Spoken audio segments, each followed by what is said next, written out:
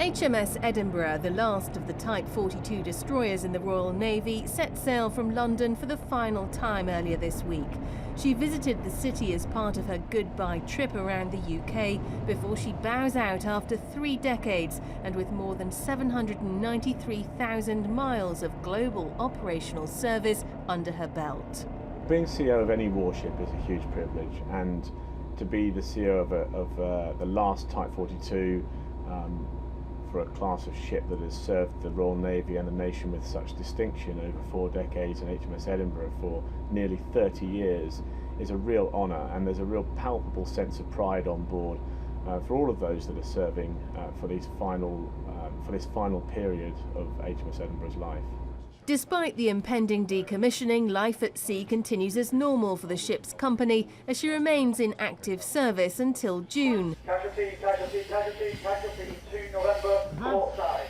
But on the journey from London to Edinburgh, a number of sea cadets got the chance to have a taste of life on board the ship, affectionately known as the Fortress of the Sea.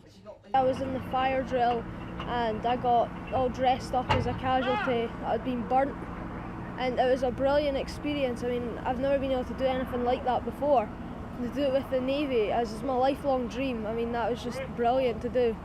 The Type 42 has been involved in every major conflict involving the Royal Navy over the past 4 decades. It's been the mainstay of the Navy's defence against air attack. Their Sea Dart missiles can bring down enemy aircraft and have done so in the Falklands and Gulf Wars.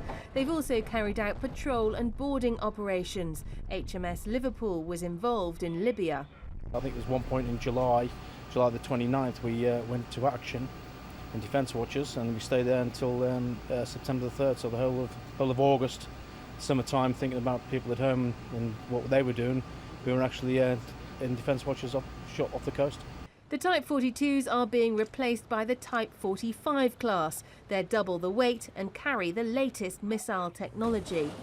I'm joining HMS Duncan in the summer, and I believe that's going to be mainly UK trialling and looking towards deployment sometime part of next year.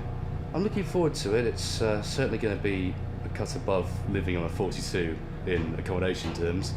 It's going to be new challenges and tougher expectancies, I believe, simply on the way it's run and the way 45s have lesser manpower than we experience on 42s. That said, though, I'm looking forward to it. I love the Type 42s, and I knew that it was the last Type 42 to be in service, and felt privileged actually to be part of that, the last ever Type 42. It's sad. HMS Edinburgh finally arrived in her namesake city yesterday and will stay for the next 5 days. The ship's company will parade through the historic streets of Edinburgh tomorrow before heading to a special reception in the council's city chambers. On the weekend, members of the public will be invited to go on board.